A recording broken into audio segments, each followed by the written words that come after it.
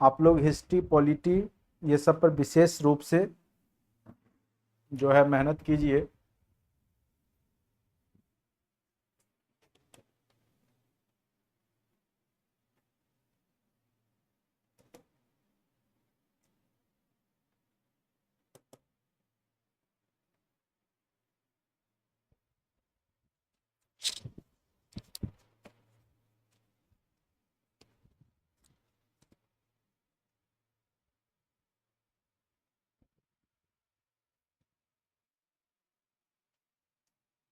कितना लेक्चर बाकी है देख लेते हैं।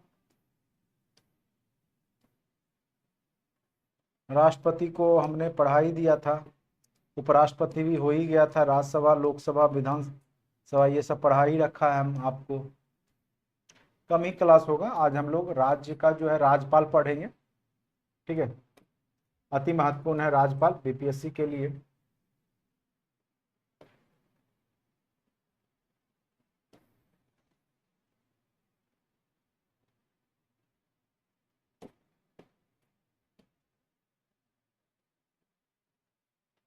जानेंगे राज्यपाल, चूंकि राज्य स्तरीय जितने भी कमीशन के एग्जाम होते हैं बीपीएससी के द्वारा, उसमें राज्यपाल निश्चित तौर पे एग्जाम में आपको पूछेगा, इससे रिलेटेड ऑब्जेक्टिव क्वेश्चन पूछ ही देता है। सीएम कब पढ़ाइएगा? सीएम क्या होता है? सीएम मतलब क्या हो गया? करंट अफेयर्स क्या बोल रहे हैं? सीएम कब पढ़ाइएगा? जो जैसे पढ़ा रहे पढ़ते रहिए, ठीक है। क्या कि टाइम तो जो है आपको दे ही रहे हैं, ऐसा तो नहीं है कि आपको टाइम नहीं दे रहे हैं। चीफ मिनिस्टर राज्यपाल होगा, उसके बाद चीफ मिनिस्टर होगा ना। और चीफ मिनिस्टर पढ़ना क्या, पढ़ा ही रखे हम विधानसभा विधान परिषद। देखिए बिहार का प्रशासनिक स्वरूप में उसको क्या पढ़ना, जितना पढ़ना था पढ़ा दिए राज्य। ठीक है, चलिए। राज्यपाल राज्य का संवैधानिक प्रमुख होता है। राज्यपाल क्या होता है? राज्य का संवैधानिक प्रमुख होता है। और ये क्या करता है कि केंद्र का प्रतिनिधित्व करता है राज्य में। ठीक है, तो राज्यपाल जो है मेन रूप से केंद्र का ही व्यक्ति होते हैं, जो कि राज्य में केंद्र का प्रतिनिधित्व करते हैं। एक प्रकार से आप कह सकते हैं राज्य और केंद्र के बीच में सेतु का काम करते हैं, पुल का काम करते हैं। ठीक है, तो ये याद रखना है कि आपके जो राज्यपाल होते हैं वो केंद्र और राज्य के बीच में क्या करते हैं, मध्यस्थता की भूमिका निभाते हैं, या कह सकते हैं सेतु का काम करते हैं। और इसकी चर्चा भारतीय संविधान के अनुच्छेद 153 से लेकर के 167 तक किया गया है। तो राज्यपाल की चर्चा कहां से कहां तक किया गया है? 153 से 167 तक, याद रखिएगा, ये सब नोट्स में भी लिखा हुआ है। अब देखिए क्या है कि 153 क्या कहता है, वो देखिए। 153 कहता है, अनुच्छेद 153 कहता है कि प्रत्येक राज्य के लिए एक राज्यपाल होगा। सब राज्य का अपना अपना एक राज्यपाल होगा, और राज्य की समस्त कार्यपालिका की शक्ति राज्यपाल में निहित होगा। यह अनुच्छेद 154 कहता है। तो 153 क्या कहता है कि राज्य का राज्यपाल होगा। ये क्वेश्चन अति महत्वपूर्ण है। राज्यपाल का प्रावधान अनुच्छेद कितना के तहत किया गया है? तो अनुच्छेद 153 के तहत किया गया है। प्रत्येक राज्य का अपना राज्यपाल होगा, और राज्य की समस्त कार्यपालिका, जिस प्रकार से केंद्र की समस्त कार्यपालिका राष्ट्रपति में निहित होती है, उसी प्रकार से राज्य की सारी, ठीक है, समस्त कार्यपालिका शक्ति किसमें निहित रहेगा? तो राज्यपाल में निहित रहेगा। अति महत्वपूर्ण है। ठीक है, उसके बाद अनुच्छेद 155, राज्यपाल राष्ट्रपति के प्रसाद पर्यंत धारण करता है। ठीक है, यानी जब तक प्रसाद पर्यंत, मतलब जब प्रसाद मतलब जानते हैं क्या होता है? प्रसाद, जब आप प्रसाद जाते हैं, प्रसाद मतलब होता है इच्छा।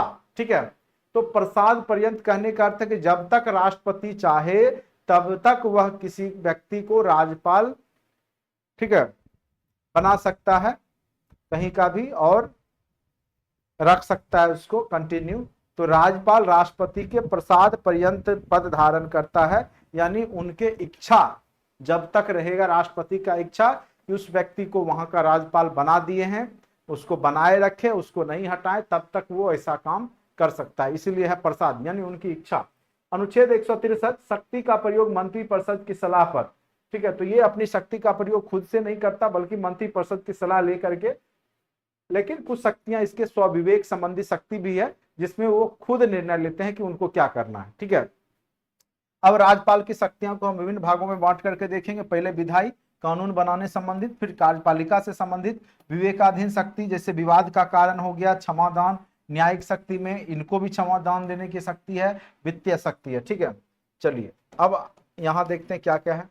कार्यपालिका की शक्ति में क्या है कि सीएम तथा इसकी सहायक मंत्री परिषद का जो भी गठन होता है, तो सीएम का जो नियुक्ति होता है, ठीक है, क्योंकि सीएम भी विधानसभा के एक प्रकार के कह सकते हैं एमएलए या एमएलसी ही होते हैं, तो इनको जो है सीएम के रूप में नियुक्ति या मंत्री परिषद का गठन का काम जो है कार्यपाल यही करता है।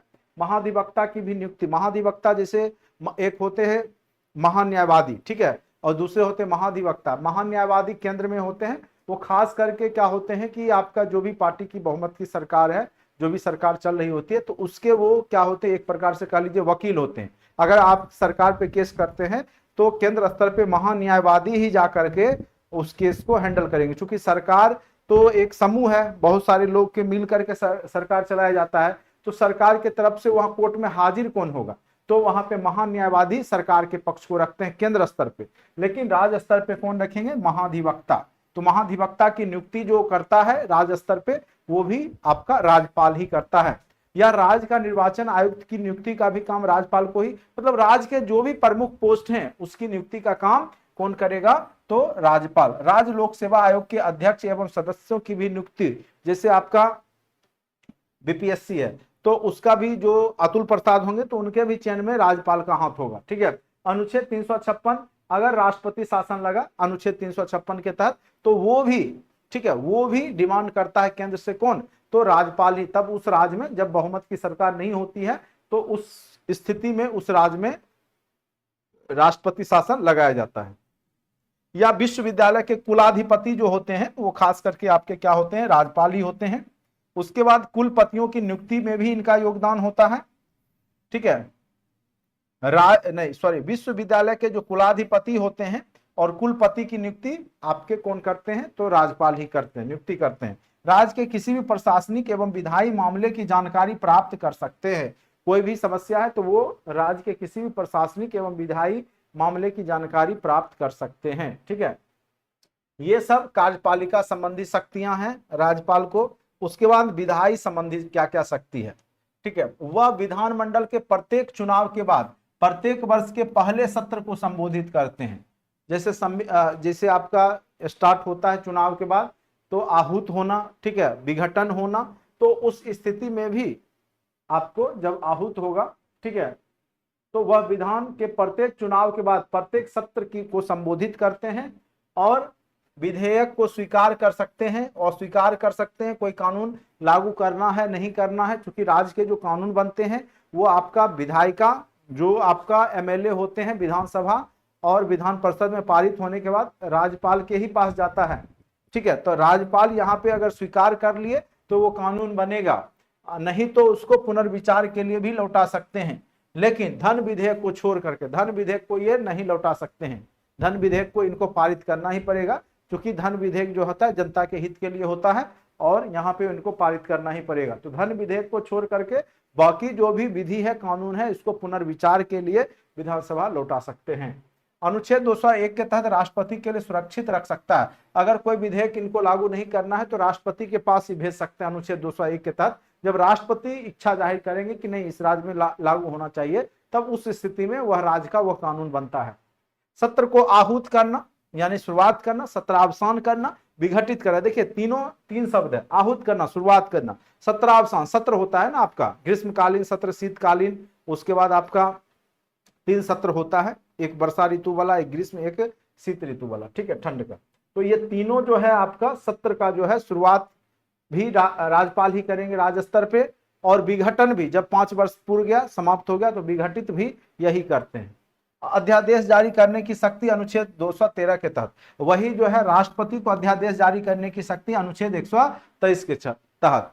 तो लेटर वही है आपका जो न्यूमेरिक 2, 1, 3 है, वहां भी 1, 2, 3 ही है, बस ये याद रखिएगा। 123 के तहत अध्यादेश जारी करने का शक्ति राष्ट्रपति को है। और उसी प्रकार से यानी अध्यादेश मतलब होता है भी बिना लोकसभा में पारित किए राष्ट्रपति 6 महीना के लिए किसी कानून को लागू कर सकता है। ठीक है, उसी प्रकार से राज्य स्तर पे राज्यपाल भी अनुच्छेद 213 के तहत किसी कानून को पारित कर सकता है, लेकिन वह 6 महीने तक ही वैलिड होगा, उसके अंदर उसको जो है निम्न सदन उस सदन में पारित करना होता है। चलिए, विधान परिषद की 1/6 सदस्य को जो है नामित करना, जो भी विशेषज्ञ होंगे, जानकार कुछ विशेष फील्ड के, तो उनको 1/6 सदस्य को नामित करना भी राज्यपाल का ही काम है। सदस्यों को निर्भरता के मुद्दे पर चुनाव आयोग से विमर्श, अगर कोई सदस्य जो है योग्यता नहीं रखता है या उसको योग्य नहीं है चुनाव में लड़ने के लिए, तो इन सब संबंधी मुद्दों पर भी चुनाव आयोग से जो है राज्यपाल वाद विवाद करते हैं। अब देखिए वित्तीय शक्ति। वित्तीय शक्ति मतलब सुनिश्चित करना कि वित्तीय विवरण विधानमंडल के सामने रखा जा रहा है कि नहीं, यह सुनिश्चित किया जाता है। ठीक है, उसके बाद राज्यपाल के पूर्व सहमति के बिना धन विधेयक को राज्य विधानसभा में नहीं प्रस्तुत किया जा सकता। जब तक राज्यपाल उस पर साइन नहीं करे तब तक धन विधेयक को राज्य के विधानसभा में प्रस्तुत नहीं किया जा सकता है। जिस प्रकार से केंद्र में है वही सब है यहाँ पे राज्य में राज्यपाल का है। राज्य की आकस्मिकता निधि से अग्रिम लेना, जब जरूरत पड़े तो वहां से जो फंड है आकस्मिकता निधि, उससे फंड निकाला जा सकता है राज्यपाल के माध्यम से। राज्य वित्त आयोग का गठन करता है, और यह क्वेश्चन पूछा था कि पंचायती राज व्यवस्था का जो फंड आता है वो कहां से आता है, तो राज्य वित्त आयोग का गठन भी राज्यपाल के माध्यम से होता है, राज्य वित्त आयोग, और यही क्या करता है, पंचायतों और नगर पालिकाओं को वित्तीय सहायता प्रदान करता है। ये क्वेश्चन डायरेक्ट 68 या 67 में क्वेश्चन पूछा गया था कि कहां से जो है जो गांव स्तर में जो पंचायती राज व्यवस्था चलता है उसको फंड कहां से आता है, राज्य वित्त आयोग से आता है। ठीक है, ये सब क्वेश्चन इसी लाइन से क्रिएट करके, इसलिए मैं बोलता हूं कि बार बार आप लोग क्या कीजिए, थ्योरी पढ़िए, बीपीएससी का क्वेश्चन देखिए और आपको पता चल जाएगा कि थ्योरी से ही क्वेश्चन क्रिएट होता है। अब न्यायिक शक्ति क्या, संबंधित राज्य के जो हाई कोर्ट के न्यायाधीश की भी नियुक्ति और वो राष्ट्रपति के परामर्श से कौन करते हैं, तो आपके राज्यपाल ही करते हैं। जो संबंधित राज्य है उसके हाई कोर्ट के जो न्यायाधीश होते हैं उनकी नियुक्ति का भी काम न्यायिक शक्ति के रूप में है इनको। उसके बाद उच्च न्यायालय के साथ विचार विमर्श करके जो जिला न्यायाधीश जो होते हैं जिला स्तर पे, डिस्ट्रिक्ट मजिस्ट्रेट, ठीक है, सॉरी जिला न्यायाधीश जो आपका सेशन कोर्ट वगैरह होता है, तो उसमें जो न्यायाधीश होते हैं डिस्ट्रिक्ट लेवल पे, उसकी भी नियुक्ति या उनको ट्रांसफर करना है कहीं से एक जगह दूसरी जगह, स्थानांतरण या प्रोन्नति देना है, तो ये भी काम राज्यपाल के माध्यम से ही होगा। राज्य न्यायिक आयोग से जुड़े लोगों की भी नियुक्ति का काम इन्हीं के अधीन होता है। उसके बाद राष्ट्रपति को जिस प्रकार से क्षमादान की शक्ति है उसी प्रकार से राज्य स्तर पे राज्यपाल को भी क्षमादान की शक्ति है। बस एक जो है उसमें क्या है कि आपको मृत्यु दंड को भी क्षमा कर सकता है राष्ट्रपति, लेकिन यह मृत्यु दंड को क्षमा नहीं कर सकते हैं। ठीक है, जिसको मृत्यु दंड हो गया उसको क्षमा नहीं कर सकते हैं राज्यपाल, अंतर बस यही है।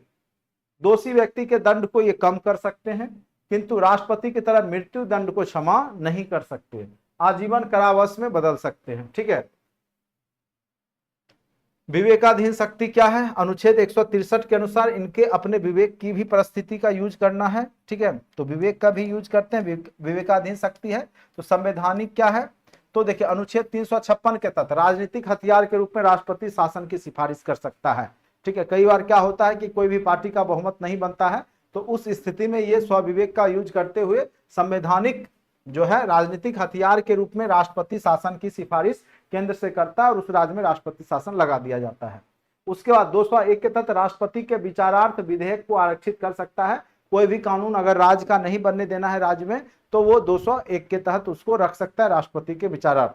और कई बार यह जो है जब बहुमत की पार्टी जैसे केंद्र में है बीजेपी और किसी राज्य में जैसे कांग्रेस आ गया या अन्य पार्टी आ गया, तो उस स्थिति में जो है वह पार्टी जो होती है केंद्र की पार्टी इसका गलत यूज करके इसका फायदा लेती है। ठीक है, उसका अनुच्छेद 200 के तहत जो है पुनर्विचार के लिए किसी विधेयक को लौटा सकती है। उसके बाद त्रिशंकु विधान, सभा की स्थिति में सीएम की नियुक्ति सीएम के आकस्मिक निधन पर। ठीक है, तो अगर मान लीजिए 3 पार्टी उसमें जो है बहुमत साबित करने के लिए तैयार है, तो उस स्थिति में अब इनको निर्णय लेना है कि किसको वो मुख्यमंत्री बना दे। ठीक है, सीएम के आकस्मिक निधि पर जो केंद्र का जो अगर सीएम के बीच में मृत्यु हो जाती है तो उस स्थिति में भी इन्हीं के माध्यम से जो है राज्य का संचालन किया जाएगा। विधानसभा का विघटन करने का भी काम इन्हीं का है। विधानसभा के बहुमत सिद्ध करने के लिए कहना, राज्यपाल के संबंध में विभिन्न महत्वपूर्ण आयोग अभी तक बन चुके हैं। सरकारिया आयोग, ये भी केंद्र राज्य संबंध से जुड़ा हुआ है। पुंछी आयोग, एसआर बोम्मीवाद, बूटा सिंह वाद, ये सब बिहार में हुआ था। यानी राज्यपाल जो है, राज्यपाल गलत तरीके से राष्ट्रपति शासन लगा दिए या केंद्र के बहकावे में आकर के, ठीक है। तो इसीलिए कहा जाता है रबर स्टाम्प के रूप में भी राज्यपाल को, या राष्ट्रपति ये राज्यपाल को जो है केंद्र का कठपुतली कहा जा सकता है। तो इस केस में भी कई बार बीपीएससी में क्वेश्चन मेंस में पूछ देता है। लेकिन आप लोग बस इतना जानिए कि अगर सरकारी आयोग पूछे तो केंद्र राज्य संबंध से जुड़ा हुआ, बस इससे ज्यादा आपको राज्यपाल में यहां से नहीं पूछेगा। हमने दे दिया है लेकिन इससे ज्यादा आपको पूछेगा नहीं। अब देखिए, बहुत तभी से आप लोग मुख्यमंत्री मुख्यमंत्री कर रहे थे, देख लीजिए आ गया मुख्यमंत्री, ठीक है।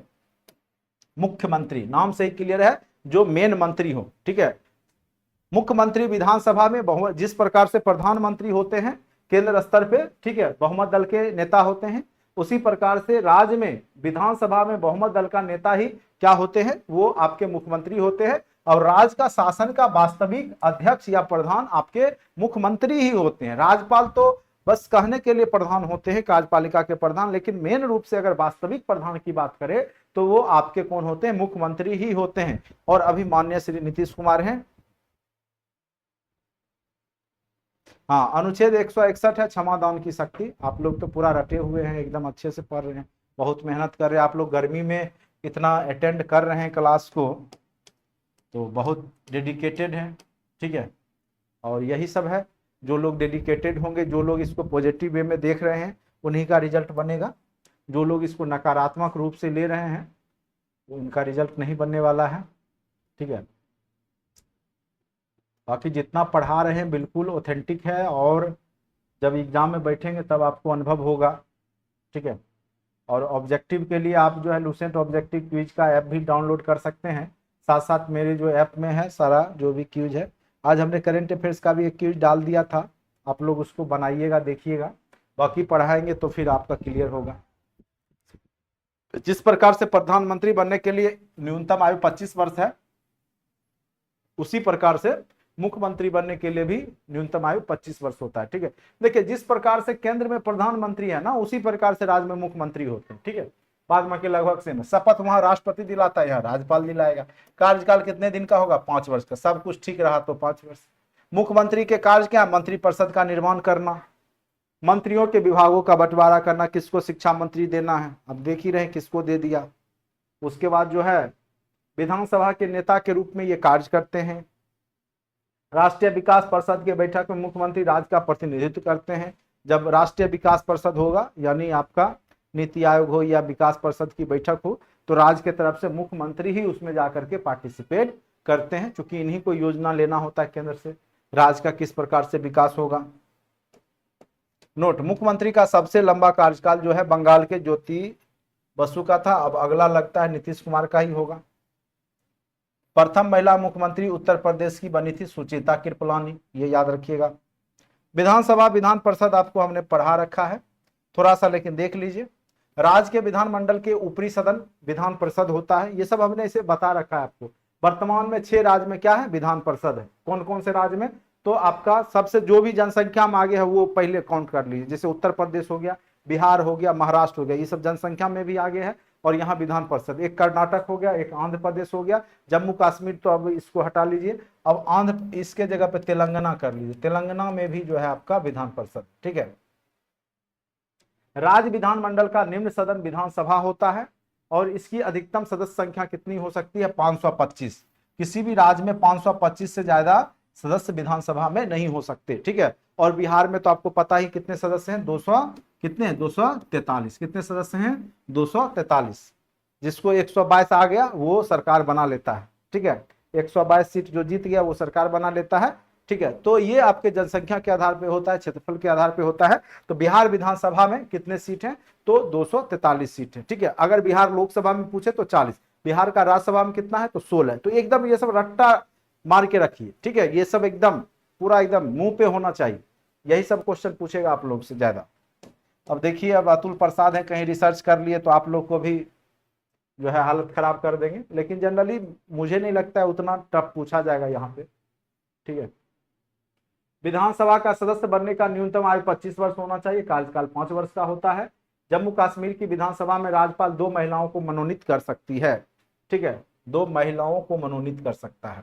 चलिए प्रमुख पदाधिकारियों से संबंधित तथ्य जानेंगे। खत्म ही है, पॉलिटी लगभग खत्म ही है, ठीक है, एक आध गो टॉपिक और बचेगा, बाद में करवा देंगे।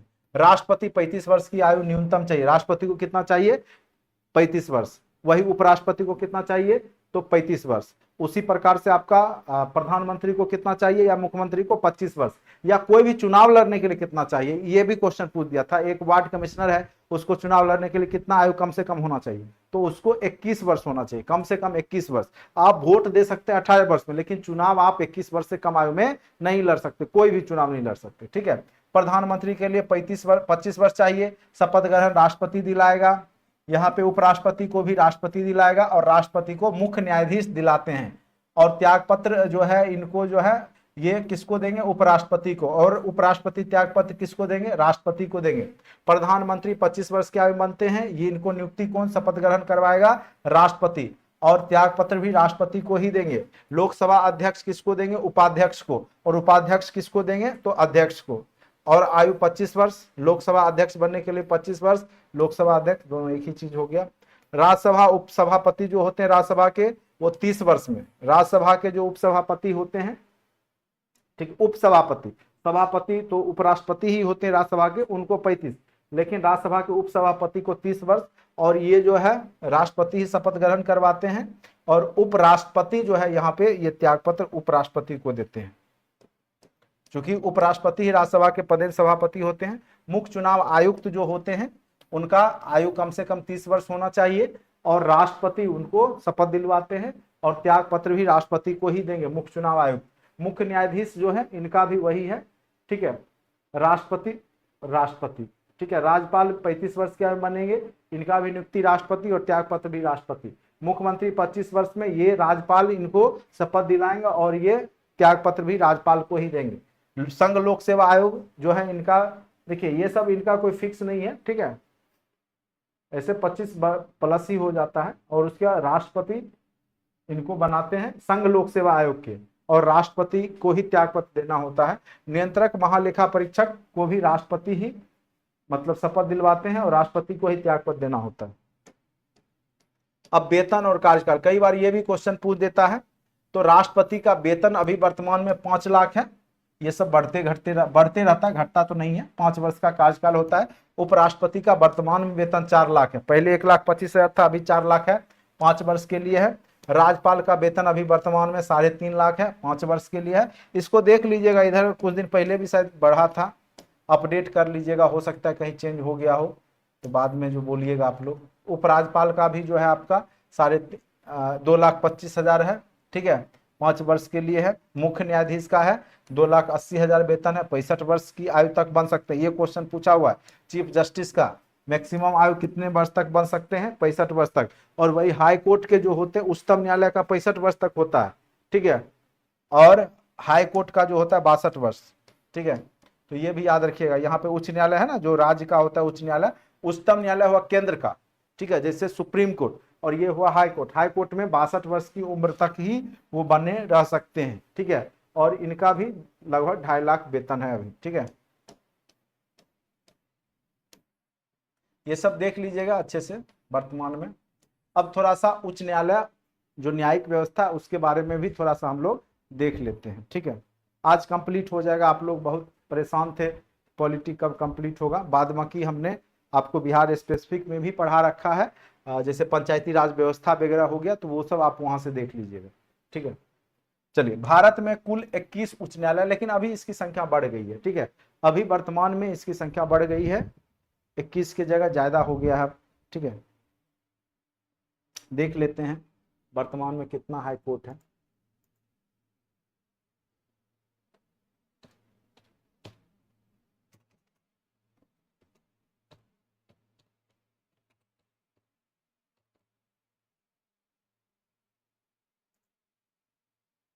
पच्चीस हो गया, ठीक है, टोटल अभी 25,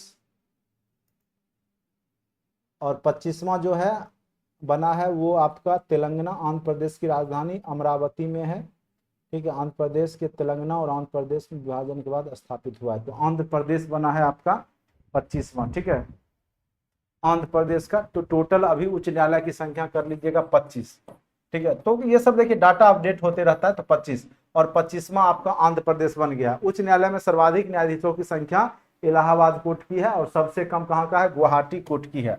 दिल्ली ऐसा संघ शासित राज्य है या केंद्र शासित राज्य है जिसका अपना उच्च न्यायालय है। ठीक है, नियुक्ति राष्ट्रपति करते हैं, शपथ राज्यपाल, त्यागपत्र ये आपका दिल्ली उच्च न्यायालय का है। राष्ट्रपति कार्यकाल 62 वर्ष के लिए, पदच्युत महाभियोग लगा के भी हो सकता है, मासिक वेतन 2.5 लाख। ठीक है, तो जस्ट जितना हाई कोर्ट का वही दिल्ली का भी है। अब आते हैं योजना आयोग और राष्ट्रीय विकास परिषद निर्वाचन आयोग। ठीक है, तो योजना आयोग आपको हमने बता ही रखा है इकोनॉमिक्स में अच्छे से, योजना आयोग के बारे में बहुत ही अच्छे से हमने पंचवर्षीय योजना में बता रखा है, तो यहाँ से आप लोग पढ़ लीजिएगा। ठीक है, ऐसे यहाँ भी थोड़ा सा लिखा हुआ है उसको हम पढ़ देते हैं। बाकी योजना आयोग, आपका नीति आयोग, ये सब हमने इकोनॉमिक्स के जो पंचवर्षीय योजना पढ़ाया था उसमें अच्छे से कवर कर रखा है। ठीक है, भारत में इसको सुपर कैबिनेट की भी संज्ञा दी जाती है। योजना आयोग का गठन 1950 में किया गया था। यह एक असंवैधानिक संस्थान है, यानी संविधान में इसका जिक्र नहीं है, गैर संवैधानिक संस्थान है। और इसको पंडित जवाहरलाल नेहरू ने बनाया था। जब रूस के दौरे पर जब वहां गए थे तब उन्होंने देखा था कि वहां पंचवर्ष के आधार पे 5-5 वर्ष का प्लान बना के विकास किया जाता है, तो वहीं से जो है पंडित नेहरू सीख के आए थे और भारत में इसको लागू किया था। ठीक है, तो ये याद रखिएगा। और इसको जो केंद्रीय मंत्रिमंडल के प्रस्ताव द्वारा बनाया गया था। योजना आयोग के अध्यक्ष प्रधानमंत्री होते हैं। अब योजना आयोग को ही नाम बदल करके 2015 से क्या कर दिया गया है, NITI Aayog, national institution for transforming India. ये भी पूछ देगा, national institution for transforming India, NITI Aayog. और उपाध्यक्ष कैबिनेट मंत्री स्तर के ही होते हैं। तो वर्तमान में आप देख लीजिएगा नीति आयोग के अध्यक्ष तो प्रधानमंत्री ही होंगे, लेकिन उपाध्यक्ष इधर बदले हैं, थोड़ा सा अपडेट कर लीजिएगा। ऐसे हमने इसको पढ़ा रखा है पंचवर्षीय योजना में। ठीक है, योजना आयोग भारतीय अर्थव्यवस्था के क्षेत्र में कार्य करता है और पंचवर्षीय योजना की रूपरेखा तैयार करता है, यानी 5 वर्ष किस प्रकार से विकास करना है, किस क्षेत्र में विकास करना है, किस प्रकार से होगा, ये इसका मेन काम था। उसी के बाद राष्ट्रीय विकास परिषद जो होता है, नेशनल डेवलपमेंट काउंसिल। ठीक है, इसका काम क्या होता है कि ये देख रेख करता है कि सही से काम हो रहा है या नहीं। इसका गठन 1952 ईस्वी में किया गया था। ये सब डायरेक्ट पूछा जाता है, राष्ट्रीय विकास परिषद का गठन कब हुआ, तो 1952 में। यह वह संस्था है जो राज्यों का प्रतिनिधित्व करती है और इस संस्था के अध्यक्ष प्रधानमंत्री होते हैं और राज्यों के मुख्यमंत्री एवं मंत्रिपरिषद के सदस्य इसमें शामिल होते हैं, जो कि अपने अपने राज्य के विकास की बात होती है। या पंचवर्षीय योजना का अंतिम रूप से स्वीकृत राष्ट्रीय विकास परिषद द्वारा किया जाता है और देख रेख भी राष्ट्रीय विकास परिषद ही करती है, नेशनल डेवलपमेंट काउंसिल, की किस प्रकार से कोई भी योजना एग्जीक्यूट सही से हो रहा है या नहीं। ठीक है, भारत में प्रथम जो आम चुनाव हुआ था वो कब हुआ था, तो 51-52 में। अगर पूछे भारत में प्रथम आम चुनाव कब हुआ था, तो 51-52 में हुआ था। प्रत्यक्ष निर्वाचन से अभिप्राय क्या होता है, देखिए 2 प्रकार से चुनाव होते हैं, एक प्रत्यक्ष एक अप्रत्यक्ष। जैसे राष्ट्रपति का अप्रत्यक्ष रूप से होता है, उसी प्रकार से अगर आप बात करें कि किसी भी एमएलए का, एमपी का, तो प्रत्यक्ष रूप से होता है। जब जनता डायरेक्ट वोट करके जीता है तो उसको हम प्रत्यक्ष चुनाव बोलते हैं। ठीक है, जब जनता वोट नहीं दे तो उसको हम अप्रत्यक्ष बोलते हैं। ठीक है, तो प्रत्यक्ष निर्वाचन से अभिप्राय क्या होता है कि जनता द्वारा प्रतिनिधि चुनना। ठीक है, जनता द्वारा जब प्रतिनिधि चुने जाते हैं तो हम उसको प्रत्यक्ष निर्वाचन बोलते हैं, डायरेक्ट जब जनता प्रत्यक्ष रूप से पार्टिसिपेट करे चुनाव में। जब अप्रत्यक्ष यानी हम जिसको चुनेंगे जनता, फिर वो जिसको चुनेंगे। जैसे राज्यसभा के सदस्य, हम लोग वोटिंग नहीं करते राज्यसभा के सदस्य में, ठीक है, या राष्ट्रपति को नहीं वोटिंग करते हैं, तो वो अप्रत्यक्ष मताधिकार के आधार पर चुने जाते हैं। ठीक है, यहां तक कि कोई दिक्कत नहीं होगा। भारत के प्रथम चुनाव आयुक्त जो थे सुकुमार सेन। तो आज आपका पॉलिटी द एंड हो गया। ठीक है, टेंशन नहीं लीजिए, बहुत लोगों को टेंशन रहता है कि केवल खत्म करने के चक्कर में रहते हैं। ठीक है, कोई बात नहीं है, आपका अच्छे से कंप्लीट हुआ है। इससे बाहर एक भी क्वेश्चन नहीं रहेगा गारंटी के साथ। ठीक है, बशर्ते जितना हमने नोट्स दिया, पीडीएफ दिया, ऑब्जेक्टिव जितना दूंगा उतना आप लोग पढ़ करके उसको कम से कम उतना सेट कर लीजिएगा। ठीक है, और हमने बहुत अच्छे से आपको बता दिया है जहां से बीपीएससी पूछता है, इसलिए घबराने की बात नहीं है। और एक आध क्वेश्चन कोई अल्टर दे दे तो वो किसी को नहीं बनेगा, उस पर रिजल्ट नहीं बनता, उसका टेंशन नहीं लेना। बीपीएससी आपको 120 में 10-15 क्वेश्चन अद्भुत देगा ही देगा, जो कि वो उस पर रिजल्ट बनता नहीं है। ठीक है, मेन आपका रिजल्ट 90 क्वेश्चन पे ही होगा। 90 क्वेश्चन लगभग सही होगा, अच्छा होगा, जिसमें जो 70, 75 प्लस और 85 के बीच में जो स्कोर कर लेंगे, उनका रिजल्ट बन जाएगा। 75 से 85 के बीच में ही वैरी करेगा, देख लीजिए, ठीक है। अब देखिए नियुक्ति राष्ट्रपति करते हैं, किसका, तो चुनाव आयुक्त का, इनका काम है चुनाव करवाना। कार्यकाल 65 वर्ष तक ये बने रह सकते हैं। त्याग पत्र राष्ट्रपति को देंगे। पदच्युत इनको भी महाभियोग द्वारा हटाया जा सकता है। मासिक वेतन अभी 2.5 लाख है, किनका, तो चुनाव आयुक्त का। राजनीतिक दलों को मान्यता देना, कौन सा दल राष्ट्रीय दल है, कौन सा आपका राज्य स्तरीय दल है, यह मान्यता देने का काम राज्य के चुनाव आयुक्त करते हैं। विधानसभा और लोकसभा का चुनाव करवाना, मतदाताओं का पंजीकरण यानी निर्वाचन में जो आपका वोटर लिस्ट में नाम जाता है वो सब करवाना, ये सब काम किसका है, तो निर्वाचन आयोग का है। भारत में पहली बार महिलाओं को मताधिकार कब मिला था, तो 1926 में। पहली बार महिलाओं को मताधिकार कब मिला था, तो याद रखिएगा 1926 ईस्वी में पहली बार भारत में महिलाओं को मताधिकार दिया गया था। भारत में मतदाता की आयु कम से कम कितनी होनी चाहिए, 18 वर्ष। इसको 1988 में घटाया गया था, ठीक है, 61वें संविधान संशोधन के द्वारा, ठीक है। पहले था 21 वर्ष, लेकिन 1988 ईस्वी में राजीव गांधी के समय में 61वां संविधान संशोधन हुआ और उसके तहत क्या कर दिया गया, 61वां संविधान, बहुत महत्वपूर्ण है ये क्वेश्चन, अति महत्वपूर्ण है। 21 से क्या कर दिया गया, 18। अभी आप 18 वर्ष में ही वोट दे देते हैं। यह 1988 से हुआ और उस समय राजीव गांधी की सरकार थी। और 61वां संविधान संशोधन, 61वां संविधान संशोधन के द्वारा जो है आपका आयु घटा दिया गया वोट का, ठीक है। चुनाव से पूर्व चुनाव प्रचार 48 घंटे ही रोक दिए जाते हैं और एक व्यक्ति अधिक से अधिक 2 निर्वाचन क्षेत्र से ही चुनाव लड़ सकते हैं, ठीक है, उससे ज्यादा नहीं। अब वो भी धीरे धीरे प्रतिबंधित हो जाएगा, लेकिन अभी है। चलिए अब आ जाते हैं केंद्र राज्य संबंध के बारे में जानेंगे। सरकारी आयोग केंद्र राज्य संबंध के बारे में ही है, ठीक है। अब देखिए संघ एवं राज्य के मध्य विषयों का बंटवारा होता है, ठीक है। जैसे कुछ विषय 3 प्रकार की सूची होती है, केंद्र सूची, राज्य सूची और संवर्ती सूची। केंद्र सूची मतलब जो केंद्र का विषय, जैसे रेलवे हो गया, टेलीफोन हो गया, संचार हो गया, एरोप्लेन हो गया, ये सब क्या है, जैसे आपका LIC हो गया या बैंकिंग हो गया, ये सब आपका केंद्र सूची का विषय है। इस पे कानून केंद्र बनाएगी। उसी प्रकार राज्य का, जैसे राज्य का पुलिस हो गया, ठीक है, जैसे स्वास्थ्य सिस्टम हो गया, हेल्थ सिस्टम हो गया, ये सब राज्य सूची का विषय है। जैसे कृषि हो गया, सिंचाई हो गया, ठीक है, तो ये सब आपका राज्य सूची का विषय है। उसी प्रकार से जैसे शिक्षा हो गया, संवर्ती सूची का विषय है, ठीक है। उसके बाद आपका लोक स्वास्थ्य बीमा हो गया, आर्थिक सामाजिक योजना हो गई, नाप तोल, जन कल्याण, ये सब क्या संवर्ती सूची में आता है। तो इस प्रकार से आप देखिएगा कि आपके देश में सूचियां बनी हुई है, केंद्र सूची, राज्य सूची और संवर्ती सूची। सबका एक अपना अपना सब्जेक्ट है कि किस पे कौन सा कानून बनाएगा। तो सबसे ज्यादा आपका जो विषय है वो है आपका केंद्र सूची में लगभग 99 के आसपास है, ठीक है। राज्य सूची में लगभग आपका 61 के आसपास है और यहाँ पे 47 से 50 के आसपास के बीच में, ठीक है। तो ये घटा था और ये बढ़ गया था, तो ये यही रेंज में रहता है। एक बार अच्छे से देख लीजिएगा आप लोग, केंद्र सूची, राज्य सूची या संवर्ती सूची। हम बता ही देते एग्जैक्ट कितना सब्जेक्ट है, तो हो सकता है पूछ ही दे आपको, ठीक है।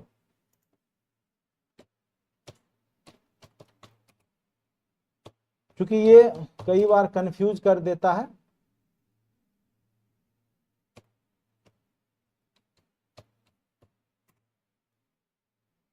एक 100 विषय है अभी संघ सूची में, ठीक है। कभी कभी 99 भी देखते हैं, ठीक है, ये बढ़ते घटते रहता है।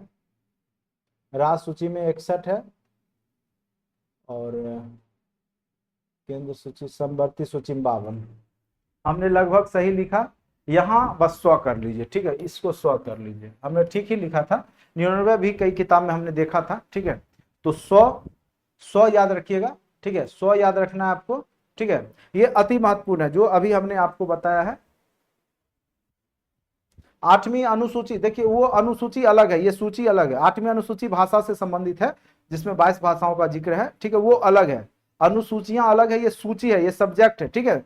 संघ सूची में 100 सब्जेक्ट है, राज्य सूची में आपका 61 सब्जेक्ट है, विषय है, और संवर्ती सूची में 52 सब्जेक्ट है।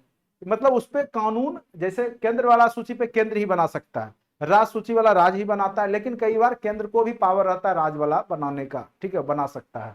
उसके बाद संवर्ती सूची दोनों मिलके ही बनाते हैं, ठीक है, जिसमें दोनों को पावर रहता है उस पर बनाने। जैसे शिक्षा संवर्ती सूची में है तो कुछ पैसा केंद्र देता है, कुछ राज्य, इसीलिए राज्य का अपना अपना आयोग होता है शिक्षा का। जैसे आपके यहाँ बिहार विद्यालय परीक्षा समिति है, केंद्र का अपना CBSE है, ठीक है, केंद्रीय जो भी है। तो यहाँ पे अलग अलग इसीलिए है क्योंकि शिक्षा संवर्ती सूची का विषय है, ठीक है। हमने लिख दिया है अच्छे से, आप लोग 52 और 61 करने की जरूरत नहीं है, हमने पहले ही लिख दिया। 161 ठीक है। केंद्र सूची सबसे ज्यादा 100, उसके बाद राज्य सूची 61, सबसे कम 52 समवर्ती सूची। बस इससे पूछेगा तो वही, जैसे विवाह हो गया, शिक्षा हो गया, वन हो गया, लोक स्वास्थ्य बीमा, ये सब क्या आपका समवर्ती सूची में है। पुलिस सेवा, न्याय, जेल, स्वास्थ्य, कृषि, सिंचाई, भूमि सुधार, पंचायती राज, ये सब क्या है राज्य का है। जैसे आपका डाकघर, नागरिकता, जेल, सीमा कर, जनगणना, सीमा परिवर्तन, राज्यों का निर्माण, ये सब किसका विषय है केंद्र का। तो बस यहां तक समझ गए। अब आते हैं पंचायती राज व्यवस्था। ये तो हमने अच्छे से पढ़ा रखा है, लेकिन यहाँ बहुत शॉर्ट में है, इसीलिए हम तेजी से पढ़ा ही देते हैं। ठीक है, बहुत लोग, आप लोग जितना भी वीडियो हमने दिया है आपके लाइव सेशन में भी आपको दिखेगा, और सबको हमने सीरीज में सेट भी कर देंगे, सबका आपका जो सब्जेक्ट वाइज है उसमें भी डाल दिया जाएगा। ठीक है, बाकी आप लोग पॉलिटी आपका ये लास्ट क्लास है, उसको देखते रहिएगा। इसके बाद जब भी अगर हमारा जब भी मन होगा तो सेट जब देंगे, ठीक है। अभी सेट हमने दिया नहीं है, जो एसएसटी वाले हैं उनमें जो है आपका 80-80 नंबर का जो है क्वेश्चन रहेगा, तो उसमें हिस्ट्री, पॉलिटी, ज्योग्राफी ही रहेगा। तो वो सब सेट बन रहा है, वो बनेगा तो हम आपको जो है सेट करवाएंगे प्रैक्टिस। ठीक है, तो अब थ्योरी हो गया तो अब कोई टेंशन नहीं है, अब आपको जितना प्रैक्टिस करना है करते रहिए, अब आपको समझ भी आएगा और इंटरेस्ट भी बनेगा। ठीक है, भारत में पंचायती राज की शुरुआत कब हुई, तो 2 अक्टूबर 1959 ईस्वी को। कहां पे, तो राजस्थान के नागौर जिला में 2 अक्टूबर 1959 ईस्वी को सबसे पहले पंचायती राज व्यवस्था की शुरुआत हुई। कहां पे, तो राजस्थान के नागौर जिला, अति महत्वपूर्ण है। ठीक है, इसके बाद 1959 ईस्वी में आंध्र प्रदेश में, उसके बाद 1960 में असम, तमिलनाडु और कर्नाटक में, और 1962 में महाराष्ट्र में यह लागू हुआ। पंचायती राज प्रणाली सत्ता का विकेंद्रीकरण पर आधारित है, यानी आप क्या होते हैं कि इसमें जनता को पावर मिलता है और सत्ता जो केंद्रीकृत है, प्रशासन, वो विकेंद्रीकृत हो जाता है। उसके बाद भारतीय संविधान के नीति निर्देशक सिद्धांत अनुच्छेद 40 में पंचायती राज का प्रावधान दिया गया था। तो ये भी क्वेश्चन कई बार पूछा गया है, तो हमने जब राज का नीति निर्देशक तत्व पढ़ाया था तो उसमें भी इसका जिक्र किया था।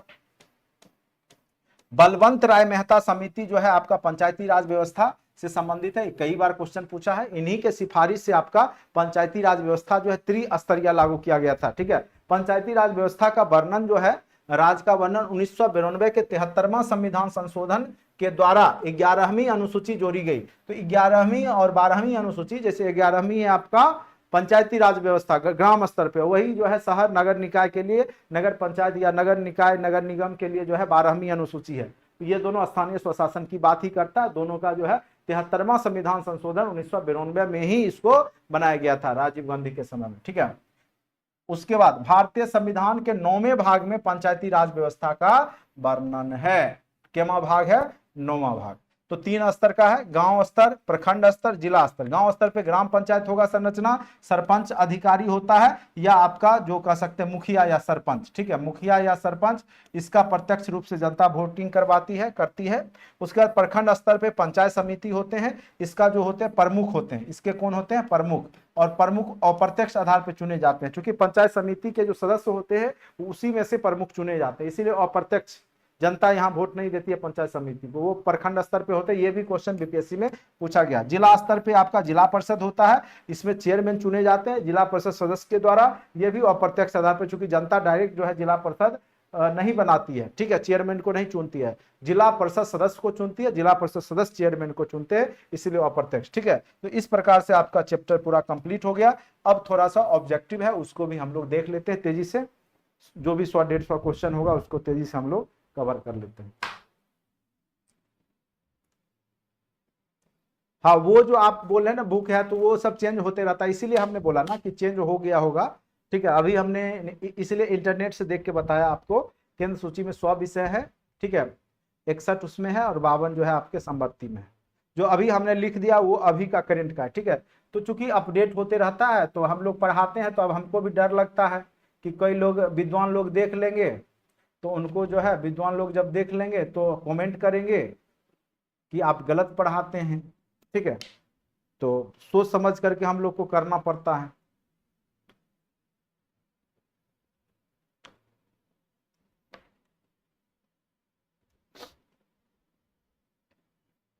समवर्ती मतलब केंद्र और राज्य जिसपे दोनों मिलके कानून बनाए, ऐसे सब्जेक्ट जैसे एडुकेशन है, शिक्षा है, तो शिक्षा पे कौन बनाता है, केंद्र भी बनाता है।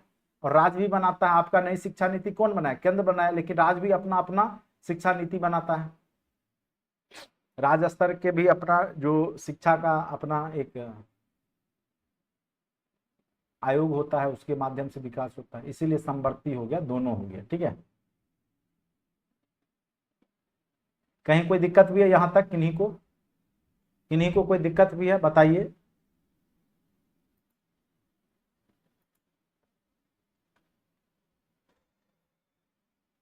गर्मी तो बहुत ज्यादा पड़ रही होगी आप लोग के भी तरफ। वर्षा तो बिल्कुल होने का नाम ही नहीं ले रहा है। पता नहीं क्या स्थिति होगी, अब दिनों दिन जो है बढ़ते जा रहा है, सिचुएशन खराब होते जा रहा है। जो स्थिति चल रही है गर्मी का, जिस हिसाब से गर्मी बढ़ी हुई है, बड़ी मुश्किल लग रहा है कि आने वाले समय में जो स्थिति चल रही है, इस स्थिति में आप लोग पढ़ ही रहे हैं, बहुत बड़ी बात। ठीक है, इस स्थिति में पढ़ना लिखना छोड़ के आदमी को जो है एकदम परे रहना चाहिए। बिल्कुल रेड अलर्ट है ही, पूरा रेड अलर्ट होना चाहिए। तो हर एक जिला में रेड अलर्ट है अभी। लोगों को घर से बाहर निकलना जो है मुश्किल है। बेगूसराय 45 डिग्री। बताइए, हम बेगूसराय से ही हैं, 45 डिग्री में आपको पढ़ा रहे हैं, एसी भी नहीं लगा रखे हैं, ऊपर से दो दो हेलोजन लाइट के नीचे पढ़ाते हैं। फिर भी आप लोग जो है सर ये नहीं किए वो नहीं किए। आप मेरे जगह रह के देखिए, फिर पता दे देगा। ठीक है, पढ़ाना इतना आसान काम नहीं होता है। कुछ भी तो नहीं पढ़ा देंगे ना, उसके लिए हमें भी मटेरियल बनाना होता है, हर एक चीज करना होता है।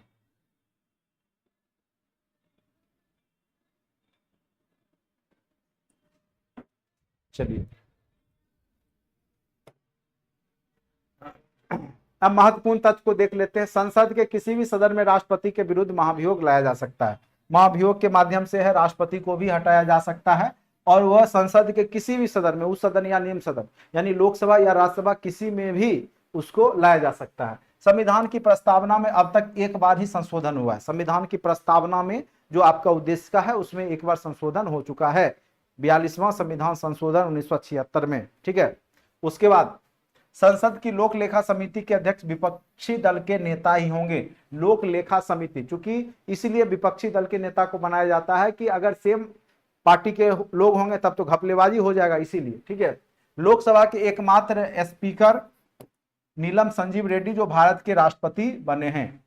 प्रथम संवैधानिक संशोधन कब हुआ था? तो 1951 ईस्वी में, और इसके तहत सबसे पहले जो आपका है 9वीं अनुसूची जोड़ा गया था। ठीक है, सबसे पहला संविधान संशोधन में 9वीं अनुसूची जोड़ा गया था। वर्तमान लोकसभा में सीटों की संख्या 1971 के जनसंख्या के ही आधार पे है, लेकिन 2026 में फिर चेंज हो जाएगा। 1976 में लोकसभा का कार्यकाल कितना कर दिया गया था इंदिरा गांधी के समय में? तो 6 वर्ष कर दिया गया था। वाईपी चंद्रचूड़ सर्वाधिक लंबी अवधि तक भारत के मुख्य न्यायाधीश रह चुके हैं। सूचना का अधिकार संसद द्वारा 2005 में जो आपका राइट टू इंफॉर्मेशन एक्ट जो है, आपको सूचना का अधिकार, ये भी क्वेश्चन पूछा हुआ है, 2005 में पारित हुआ था। दल बदल अधिनियम जो है 10वीं अनुसूची में आपने पढ़ा था, अनुसूची में याद कीजिए, दल बदल, वो जो है आपका 1985 ईस्वी में पारित हुआ था। राज्यसभा का गठन जो हुआ था 3 अप्रैल 1952 को हुआ था। संविधान लागू होने के बाद दोनों सदनों का संयुक्त अधिवेशन अब तक 3 बार हो चुका है। मौलिक अधिकारों का निलंबन संसद द्वारा किया जा सकता है। ठीक है, आपके मौलिक अधिकार को निलंबन किया जा सकता है। 44वें संविधान संशोधन द्वारा लोकसभा के कार्यकाल को फिर से घटा करके 5 वर्ष कर दिया गया था। कब? तो 1978 में 44वां संविधान संशोधन में। सरकारी आयोग केंद्र और राज्य के बीच में संबंध बेहतर हो, ठीक है, उससे संबंधित है कि केंद्र और राज्य के बीच में बेहतर संबंध किस प्रकार से हो। भारतीय संविधान में 55 अनुसूचित जातियों का उल्लेख किया गया। कितने अनुसूचित जाति हैं? तो अनुसूचित जाति, ठीक है, 55 याद रखना है। किस अधिनियम में कलकत्ता में सर्वोच्च न्यायालय की स्थापना का प्रावधान किया गया था? सबसे पहला दिन ही बताए थे, 1773 के रेगुलेटिंग एक्ट। केंद्र में द्वैध शासन अधिनियम किस अधिनियम के अंतर्गत स्थापित किया गया था? केंद्र में, राज्य में लागू किया गया था 1919 के अधिनियम के तहत, जबकि केंद्र में किया गया था भारत सरकार अधिनियम 1935 के तहत, और राज्य स्तर पे समाप्त कर दिया गया था द्वैध शासन। ठीक है, द्वैध शासन मतलब सब्जेक्ट बांट दिया गया था। भारतीय संविधान सभा का गठन किया गया था किस योजना के तहत? तो भारतीय संविधान सभा का गठन जो है कैबिनेट मिशन योजना के तहत। ये कई बार हमने बताया है, पैथिक लॉरेंस, एबी अलेक्जेंडर, ये सब 3 सदस्य आए थे। ठीक है, और उन्होंने 1946 में कैबिनेट मिशन योजना लाया था, जिसके तहत संविधान सभा का गठन किया गया। उसके बाद भारत के संविधान का प्रारूप तैयार करने वाली संविधान सभा के सदस्यों के विभिन्न प्रांतों का विधानसभाओं द्वारा चुना गया था। भारतीय संविधान में कुल कितनी महिला सदस्य थी? तो याद रखिएगा 15। भारतीय संविधान सभा में कुल शुरुआत में कितनी महिला सदस्य थी? तो 15 सदस्य थी। भारत में न्यायिक पुनरीक्षण यानी फिर से उसका पुनर्विचार या उसको सुधार करना किस देश से लिया गया है? पुनर्विलोकन, तो संयुक्त राज्य अमेरिका से। कोई भी कानून बन गया तो उसको फिर से दोबारा न्यायिक पुनरीक्षण किया जा सकता है। भारत की संघात्मक व्यवस्था किस देश से ली गई है? ये सब डायरेक्ट क्वेश्चन पूछे गए, कनाडा से। कनाडा से लिए संघात्मक। भारत में समवर्ती सूची, ये भी आपने पढ़ा होगा, कहां से लिया गया है? ऑस्ट्रेलिया से लिया गया है समवर्ती सूची। ठीक है, अभी तुरंत चर्चा की थी समवर्ती सूची क्या होता है। भारतीय संविधान में राज्य के नीति निषेध तत्व की संकल्पना कहां से लिया गया? आयरलैंड के संविधान से लिया गया। ये सब एकदम डायरेक्ट आपको पूछा हुआ क्वेश्चन है, पूछेगा। ठीक है, आर्थिक नियोजन भारतीय संविधान की किस सूची में सम्मिलित है? तो आर्थिक नियोजन जो है आपका समवर्ती सूची का विषय है। भारतीय संविधान के किस अनुच्छेद के अंतर्गत अखिल भारतीय सेवाओं का प्रावधान किया गया है? अनुच्छेद 312 के तहत। ठीक है, राज्यसभा इसको बढ़ा सकती है। ठीक है, भारतीय संविधान की प्रस्तावना के सिलसिले में निम्न में से कौन सा क्रम है?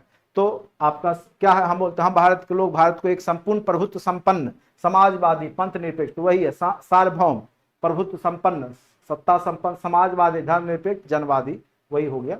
समाजवादी तथा धर्मनिरपेक्ष शब्द जो है प्रस्तावना में सम्मिलित किए गए कब? तो 42वां संविधान संशोधन हुआ। एक ही बार आज तक संशोधन हुआ है प्रस्तावना में, वो है 42वां संविधान संशोधन 1976, जिसमें आपका कौन सा शब्द जोड़ा गया था? ठीक है, तो उसमें पंथ निरपेक्ष शब्द, समाजवाद, ये सब जोड़े गए थे।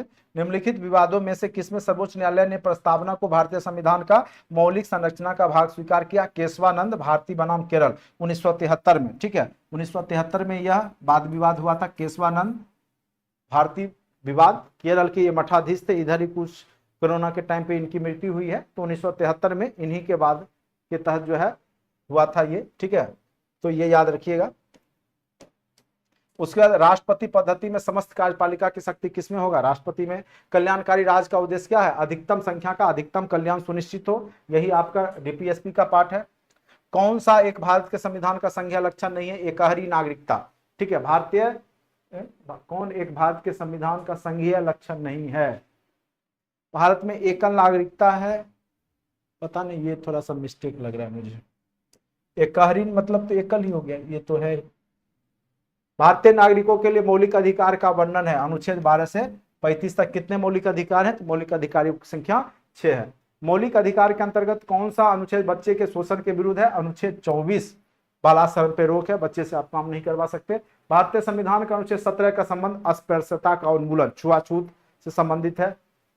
भारत में समाचार पत्रों की स्वतंत्रता का संविधान अनुच्छेद 19 को अभिव्यक्ति की आजादी से ही है। किस अनुच्छेद के तहत डॉक्टर अंबेडकर द्वारा संविधान की आत्मा कहा गया है? तो डॉक्टर भीमराव अंबेडकर ने जो आपका अनुच्छेद 32 है, ठीक है, उसको, जो कि संवैधानिक उपचारों का अधिकार है, इसके तहत आपका मौलिक अधिकार में संशोधन होता है, तो इसको संविधान की आत्मा कहा था किसने? तो भीमराव अंबेडकर ने। व्यक्तिगत स्वतंत्रता के लिए कौन सा रिट याचिका दायर किया जा सकता है? Habeas corpus. वर्तमान समय में भारतीय संविधान के अंतर्गत संपत्ति का अधिकार कौन सा अधिकार है? वैधानिक, जिसको कि 300 क में डाल दिया गया। 300 क में ये अब वैधानिक अधिकार है, पहले था आपका मौलिक अधिकार, लेकिन अब ये वैधानिक अधिकार है। सरकारी आयोग किससे संबंधित है? केंद्र और राज्य के बीच में जो संबंध है उसको सुधारने से संबंधित है।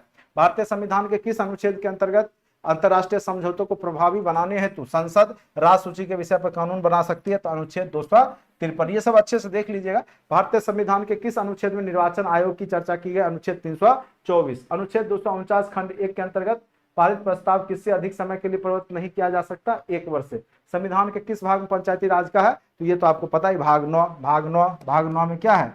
आपका पंचायती राज व्यवस्था से संबंधित अनुच्छेद 243। भारत में पंचायती राज व्यवस्था का शिल्पी किसे कहा गया? B.R. मेहता को कहा गया है। ठीक है। कौन पंचायतों की संरचना के बाबत उपबंध करने को अधिकृत है? राज्य का विधानमंडल। भारत में एक नया राज्य सृजित करने वाला विधेयक को पारित होना अनिवार्य है संसद में साधारण बहुमत के द्वारा। भारत में नागरिकों के मौलिक अधिकारों में संशोधन कौन कर सकता है? तो मौलिक अधिकार में एक ही जो है संशोधन कर सकता है, वो है संसद। भारतीय संविधान का कौन सा अनुच्छेद भारत की विदेश नीति से संबंधित है? अनुच्छेद 51। ठीक है, ये सब चर्चा हो गया है। भारतीय संविधान के अनुच्छेद 253 जेड के अनुसार सहकारी समिति के निदेशकों की अधिकतम संख्या क्या हो सकती है? तो 21। कौन सा राष्ट्रपति के प्रसाद पर्यंत अपना पद धारण करता है? भारत का महान्यायवादी। भारतीय संविधान के मौलिक कर्तव्यों में सम्मिलित है ग्राम पंचायतों के गठन में सहायता करना, नहीं है। ठीक है, तो ऑप्शन वाला होगा क्वेश्चन। ये सब थोड़ा सा बहुत सा है, ठीक है, आप लोग देख लीजिएगा अच्छे से, क्योंकि हमने थ्योरी अच्छे से करवा ही रखा है। ऑब्जेक्टिव जो है आप लोग अच्छे से देख लीजिएगा। बहुत सारा क्वेश्चन मुझे लगता है यही ऑब्जेक्टिव में से ही आ जाएगा, मतलब वन लाइनर है आपका, इसको अच्छे से देख लीजिएगा। ठीक है, बहुत ज्यादा गर्मी लग रही है इसीलिए, नहीं तो मैं करवा देता ये।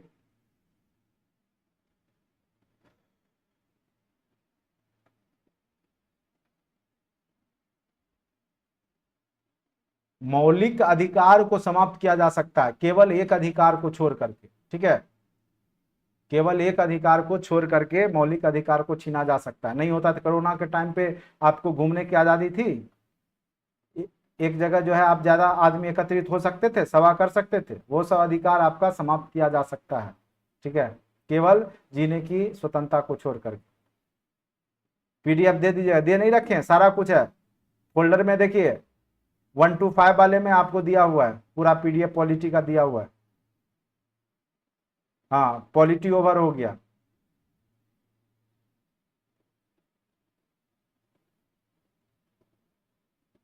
अब मैं नहीं करवा सकता क्योंकि बहुत ज़्यादा गर्मी मुझे लग रही है, अब हमारे शरीर में एनर्जी नहीं बचा है कि मैं आपको अब आगे पढ़ाऊँ। ठीक है, आप लोग खुद पढ़ लीजिए, थ्योरी हमने पढ़ाई रखा है उसको अच्छे से, ये वन लाइनर है, ये सब सारा कुछ पढ़ाई रखा है। ठीक है, एक बार देख लीजिए अच्छे से। पॉलिटी आपका कंप्लीट हो गया, जितना हमने बताया उसी को बार बार रिपीट कीजिए, उसी में आपका कल्याण हो जाएगा। ठीक है, ज़्यादा दिमाग लगाने की आवश्यकता नहीं है, बहुत कुछ पढ़ा दिया है हमने, उससे ज़्यादा पूछे नहीं जाते हैं। ठीक है, चलिए आज के लिए इतना ही, धन्यवाद।